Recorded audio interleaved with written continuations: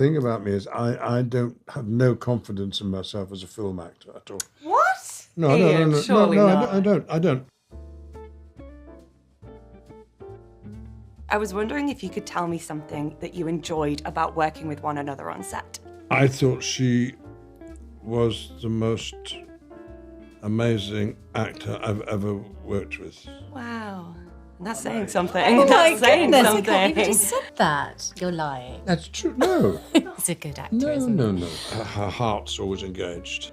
The camera, like the rest of her audiences, is in love with her. It's a really magical thing working with someone that's had so much experience and knowledge, but also you're just so open and full of joy when you're happy to be there. Well, the thing about... And it shines through you. Thank you. The thing about me is I don't have no confidence in myself as a film actor at all. What? No, Ian, surely not.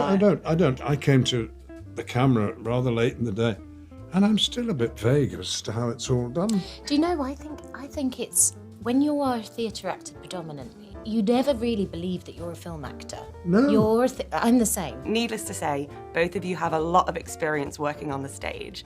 I was wondering if either of you can remember the first positive review that you received as an up-and-comer. I think it was probably this Shakespeare play I did straight out of drama school. school. Oh. No, it was straight out of drama school. And what was that play? It was Love's Labour's Lost. Oh, was it? I was playing Rosaline. Was that at the Globe? That was at the Globe, wasn't it? Yeah. And I think somebody gave me like a nice review. It just must be so affirming to kind of get that positive critique in your very first performance. I guess so, but then you never remembered those ones. Oh. You only It's always remember the bad negative. ones. Every time I saw my name in print, I got a thrill. But it was a good review that turned me into an actor, because at university I thought I was acting away with others who were going to become professional. Yeah. I didn't think I was good enough. Wow. But I was in a play for a group that never published the actors' names. It was all done anonymously.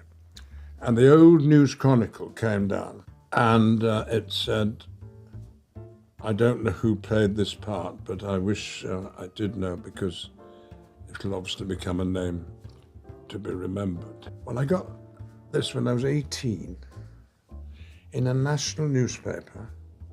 It was in print, it must be true. And I went down to the theatre that night, the Art Theatre Cambridge, and their friend said, well, my dear, you'll be getting an agent now. I said, what do you need an agent for? I said, professional actors have agents.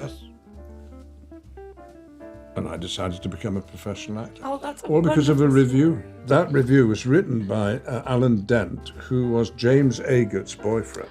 Wow. James Agert was the character on whom Jimmy Erskine in the film is loosely based. Ian, one of your most iconic roles is, of course, Gandalf in Lord of the Rings, who is known as a hero to so many. So after all that time, what do you enjoy about playing a character like in The Critic, who has a few more questionable motivations? The baddies are always the most fun to play. But Gandalf is almost a unique part amongst those that I played, in that it's a very, very good part. And he's a very, very interesting person, and very entertaining, and he's very, very good. Gandalf doesn't wittingly do anything to harm anybody, unlike Jimmy Erskine. Oh, yes. Who will snarl at anything. Gemma, this brings me to yourself. So you're quite well known in the industry for championing complicated female stories and strong female characters. What was it about the character of Nina that spoke to you? She's this character she's filled with warmth and heart, and but there's a deep insecurity in her, deep.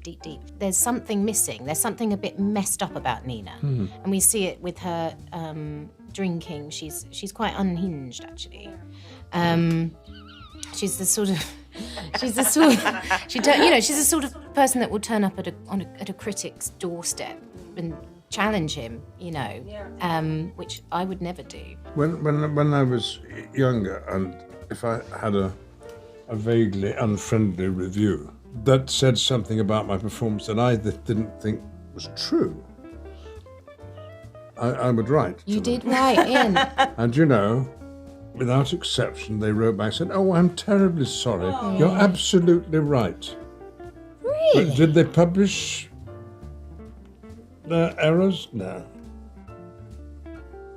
There have been some cast changes since the Critic was first announced, but the one constant was always Gemma Arteton. What was it about Gemma that made her your perfect Nina? I think, Gemma was the first actor for the role that we sent the script to. And she was the that we all had in our heads. Jolien, producer, and Patrick, and David Gilbury, and we all, Bill Kenwright, and amazingly she said yes. With the way that you directed the film, 1930s London really is almost a character in itself. Could you tell me a little bit more about how you brought it to life on screen?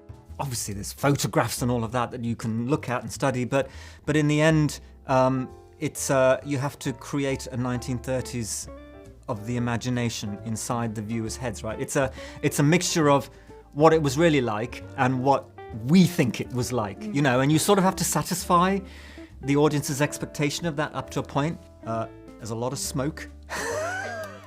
There's a lot of long lenses, and actually the secret is what you don't see. The less you show, perversely, the more the audience will put in. So it's dark. Keep it as dark as you can, as much smoke as you can, and then hopefully it looks good.